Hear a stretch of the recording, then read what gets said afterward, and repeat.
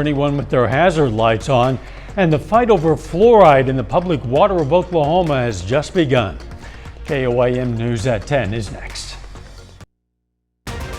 Now at 10, authorities charge a man in connection with a 2024 murder in Jasper County. Plus, Kansas strengthens its move over law after hundreds of roadside collisions. And Girard, Kansas kicks off the city's holiday celebration with liberty and lights. The 4 states' most watched news starts now. A Joplin man is charged with murder after a shooting involving his co-worker at work over a year ago. This is KOIM News at 10. I'm Dow Quick. Authorities arrested Alex Vega last night on a no-bond arrest warrant. Prosecutors charged Vega with second-degree murder and armed criminal action for a March 2024 shooting. Investigators say Vega got into an argument with Travis Wyrick at their job at Hillbilly Pumping and Hauling. Vega allegedly went inside the office, then back out to his truck. That's when investigators say he grabbed an AR-style rifle and shot Wyrick 3 times. Vega is currently in the Jasper County Jail, held without bond. A serious rollover crash on Missouri 171 has put a person in the hospital. The crash happened in the Carterville area around 7:40 this morning. Troopers say a car left the road and struck a large MoDOT sign, then went up the embankment to the HH overpass. The car struck concrete, then overturned as it came down the embankment. The driver was rushed to an area hospital with serious injuries. Kansas drivers should be aware of a change to the state's move over law taking effect today. That's one of more than 100 new laws going into effect in Kansas. The move over law previously required drivers to slow down or move over a lane for emergency tow and utility vehicles. Well, now the law requires drivers to move over and slow down when passing any car with hazards or warning signals. The Kansas Department of Transportation reported that almost 1,000 empty vehicles were struck on the side of the road from 2018 to 2023. It's a problem the Cherokee County Sheriff's Office hopes the law change will address. So one reason why this law is so important is to try to help those vehicles that are just sitting roadside that might be broke down or just someone stopped to take a phone call, so that other motorists that are passing will safely move over. The Cherokee County Sheriff's Department says drivers now face a $75 fine if they fail to move over or slow down to a safe speed. A beloved member of the Neosho, Missouri Police Department has died. The Neosho community mourns the loss of former Chief of Police Jason Baird. Baird served the Neosho Police Department for nearly 30 years. The loss comes after Baird's recent retirement from the force. In a statement, the Neosho Police Department said in part, quote, "Chief Baird's untimely passing is a tremendous loss to our community. While his retirement was brief, his legacy is vast, and he continues to inspire those who worked alongside him and those he served. Our hearts go out to his family, friends, and all who mourn him." The department also said details regarding memorial services will be shared as they become available. Let's check in with Chief Meteorologist Doug Heddy now for our first look at the weather. Well, it turned out to be a better day for us today, which is always nice to see. Mid-80s, lower humidity, but we are going to start to heat back up a bit over the next few days. Let's go into the 4th of July. Temperatures right about where we should be for this time of the year, about 90, but we are going to be dodging a couple random storms during the afternoon, so we'll have to keep our eyes on that. 86 today, average high is 89, so a smidge below where we should be for this time of the year. And we kick off July dry after very wet first 6 months. We're in the top 12-ish, 15-ish, 10-ish wettest first 6 months of the year. Over 27 inches has fallen across the region. We do have some mid and upper level clouds kind of streaming through. Besides that, we're going to be pretty quiet tonight. Of course, we're going to look into the holiday weekend here in a bit. Catching us soon, the Kiwanis Club of Joplin is launching a patriotic flag display subscription program. A donation of $50 will get you a flag and pole placed in your yard for 5 patriotic holidays like the 4th of July. Local Boy Scouts will help hang and take down the flags, and you have the option to keep them up all year if you want. The Kiwanis Club will also replace any faded or damaged flags. All proceeds from the subscription service will stay local and help fund the organization's various programs helping underprivileged children. Where the funds are going to, and the fact that the flag, I mean, nothing's more important than the patriotism and the love of liberty that we have here in this country. The Kiwanis Club has a goal of placing 1,000 flags across the area. They say the program isn't limited to Joplin. They're willing to place them in Webb City, Carterville, and other nearby towns. You can learn how to sign up on our website. That's KOAMnewsnow.com. As Independence Day approaches, a lot of fire departments in our area and across the nation are struggling to find enough volunteer firefighters. VolunteerFirefighter.org says the shortage is especially notable in rural areas. The Girard, Kansas fire chief says volunteers help ease the load for the whole team. You know, a lot of it is dedicating part of your time. You know, they have family time, other volunteers, they work full-time jobs at other places. And just finding that time to dedicate a little bit to volunteer back to their community. You know, it's, like I said, it's let alone local, but nationwide, you know, people are struggling to find volunteers for area departments. The fire chief wants to remind residents to ensure all fireworks are properly extinguished. Girard's Liberty and Lights fireworks celebration is lighting up the night at the Crawford County Fairgrounds right about now. Earlier this evening, families and friends gathered with lawn chairs to enjoy music, some tasty treats from food trucks, and to browse craft vendors. A slew of games beginning with turtle races and egg toss kicked off at 7 this evening. Girard Events partnered with the Chamber, the city, and a number of local groups to create tonight's community experience. Just in order to get my name out there and kind of find my customer base, I branched out and started going to events and like this one. So I've been doing this for a few weeks now and it's been great fun. I met lots of people. Lots of people have been introduced to my cookies and yeah, we're doing pretty well. The evening culminated with a red, white, and blue fireworks show. A popular Joplin Halloween attraction decides to take a break this year. That story's coming up. But up first, Oklahoma's governor wants to end the recommendation to put fluoride in the public water supply. But some dentists don't like the taste of the message. Oklahoma Governor Kevin Stitt says part of making the Sooner State healthy again will be canceling the recommendation to include fluoride in public water systems. That's left a bad taste in the mouths of some dentists in Oklahoma. Eden Jones has more on the fight over fluoride. On a typical Monday, Dr. Nicole Nellis is doing what she does best.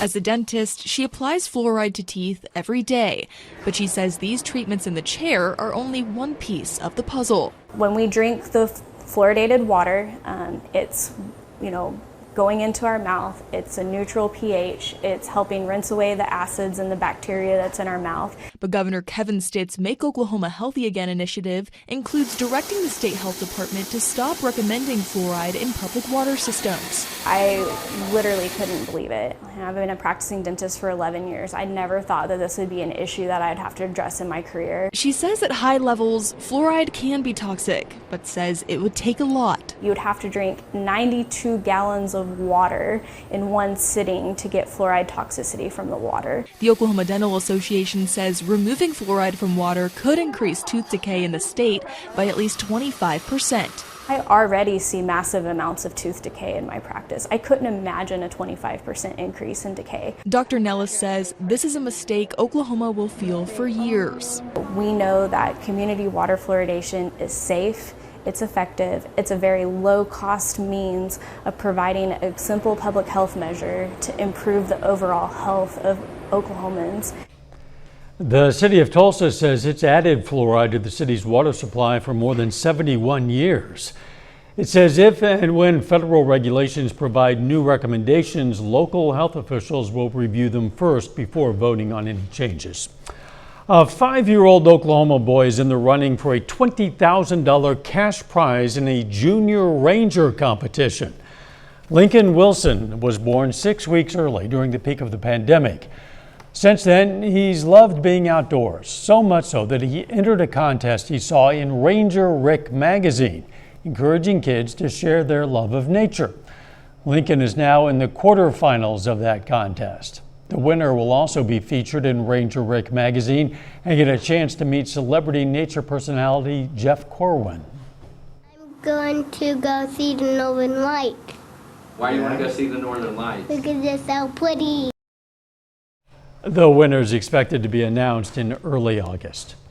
A staple of the Halloween season in Joplin is calling it quits, at least for now. Drakenmore, the all-ages haunted trail on Crow Road, says it's going to suspend operations this year.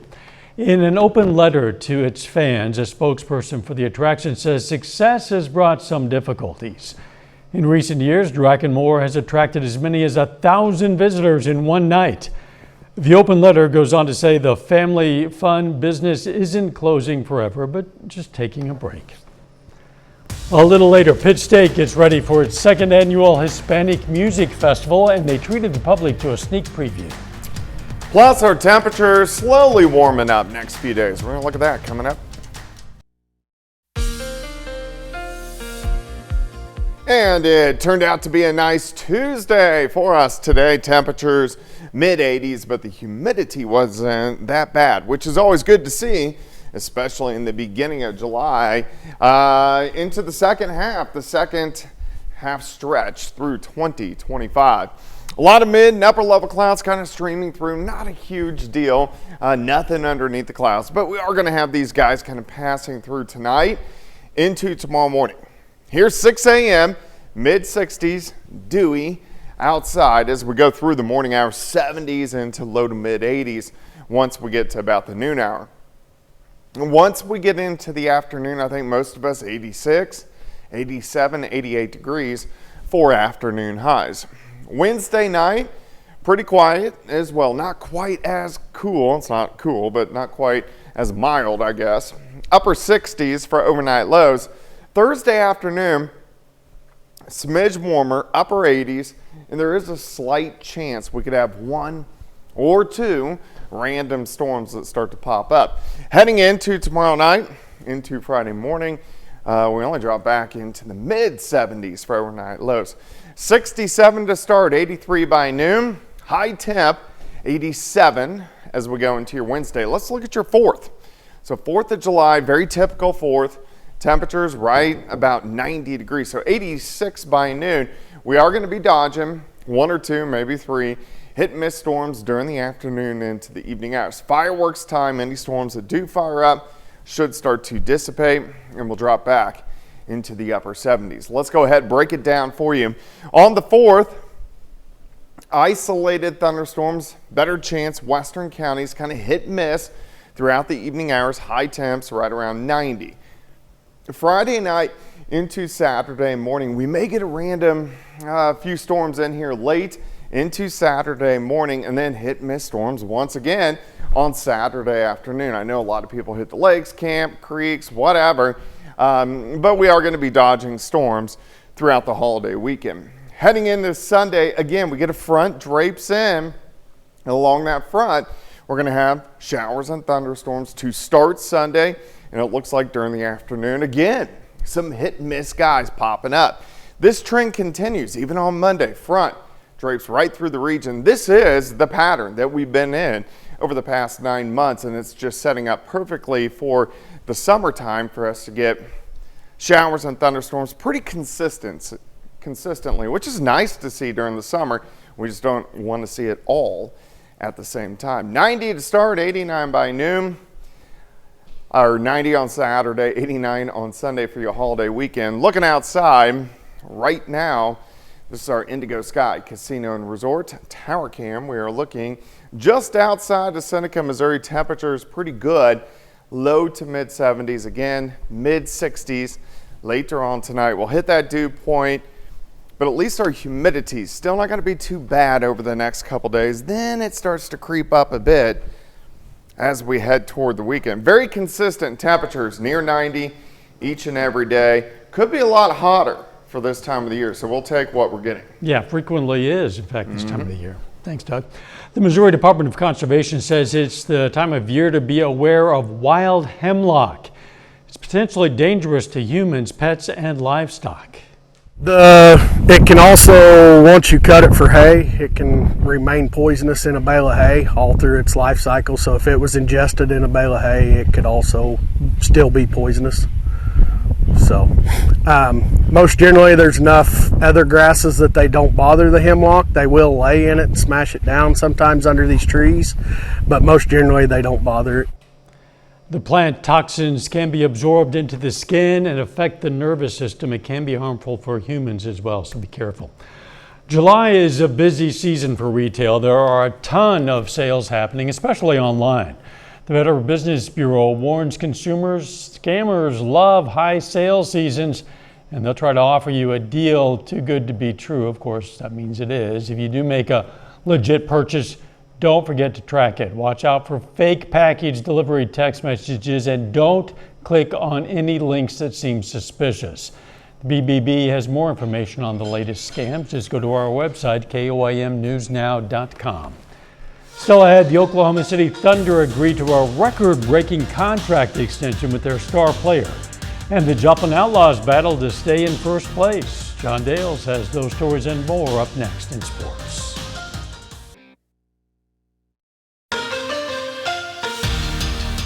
On the heels of a series victory over the Abilene Flying Bison this weekend, the Joplin Outlaws now play host to the Sherman Shadow Cats for the next 3 days. The league-leading Outlaws riding a 5-game winning streak into tonight's matchup with third-place Sherman. Connor Johnson gets the start on the mound for Joplin, and the Oral Roberts freshman brings his A-game. In the first inning, the Shadow Cats, they scratch across a run, but Johnson still strikes out the side. And in the second, he picks up right where he left off. 6 punch-outs in the first 2 innings for Johnson, a one-time recipient of the Mid-America League Pitcher of the Week award. Maybe we'll see more of that down the line. Bottom of the frame, Outlaws still trailing 1-0, and this pitch gets away all the way to the backstop. In his first game as an Outlaw, Carson Hilton races in from third to score the first run of the contest for Joplin. That ties it at 1. Next inning, Sherman threatening to take back the lead. This one gets through and into left field. Runner coming home. Tyler Broderick fires a bullet in time and on the money to get the out at home. Outlaws score 8 runs in the 8th. They win it 9-1. They now have 6 consecutive victories. Meanwhile, in the Mink League, the Nevada Griffins just can't catch a break right now. Look like they were in great shape to end their 6-game losing streak tonight. They led 4-2 in the bottom of the 9th, but Sedalia hits a 3-run walk-off homer to win it 5-4. And in Major League Baseball, the Cardinals and Royals both continue their respective road trips tonight. The Redbirds face the Pirates once again. They're hoping to bounce back from yesterday's 7-0 loss. But once again, they're on the receiving end of a shutout. Pirates take it 1-0. St. Louis gets all it could ask for out of starting pitcher Andre Palante. He puts up 7 shutout innings, allowing just 1 hit, but Pittsburgh scores the game's only run on a sac fly in the 8th. Royals are in Seattle, where they jumped out to an early lead last night. Same is true this evening. Kansas City scored the first 3 runs of the game. They're in the bottom of the 6th, and the Royals are in front 5-3. Salvi Perez has provided the biggest highlight so far with the 2 RBI double in the 5th. Finishing up with pro basketball, the NBA has been chock full of major trades and roster changes over the past several days. And fresh off winning the NBA Finals, the Oklahoma City Thunder lock up their top player for the foreseeable future. According to ESPN, Shai Gilgeous-Alexander and the Thunder today agree on a 4-year, $285 million Supermax contract extension, which runs through 2031. This will reportedly give the Finals MVP the richest annual salary for a player in league history. SGA is already under contract through the 26-27 season, so it'll be 2 years before this extension kicks in. Under his current deal, he has an annual salary of just over $38 million a year. This extension is set to about double that amount, beginning at $63 million, rising to a whopping $78 million in the final year of that deal, 2031. While leading the Thunder to a championship, Gilgeous-Alexander became just the 11th player in the history of the NBA to win the regular season MVP and finals MVP in the same year. So that to say, yeah, he's earned it as much as anybody can earn $78 million a year. That is mind-boggling, but I guess he brings in the revenue in various ways. Yeah. And plus, there's going to be endorsements on top of that. That's right. It's not going to be hurting for cash. Yeah. We'll be right back. Pitt State invited the public out to learn more about the upcoming Hispanic Music Festival. The university says the festival has grown with 9 total concerts and 5 locations, including the Bicknell Family Center for the Arts and Memorial Hall. For one organizer, the event serves as a perfect way to share and learn from other cultures. We show who the artist will be, when the concert will be, and then different collaborations that this year we are doing, one with Memorial Auditorium, one with the City of Pittsburgh, and then one with different ensembles putting together a concert with nearly 200 people. The festival runs from September 14th through October 19th, so for quite a while. Mark your calendars now. This is the second year of the festival. I'm sure it's going to be a good time for everybody. The weather looking pretty good, Doc. Yeah, it looks pretty good. Still, tomorrow the humidity is not going to be that bad. High temp of 87. Near 90 Thursday, Friday. We are going to reintroduce the chances for the afternoon pop-up storm. Good to meet you, afternoon pop-up storms. Final look at the sports. The Royals are still holding on to that 2-run lead in Seattle. They could really use a win tonight, regardless that series finishes tomorrow night. Yeah, they've had the unfortunate experience of blowing some leads lately. A lot, see if they can hold on to this one. Thanks for joining us. Don't forget the morning show starts at 5 a.m. and let's make it a great tomorrow.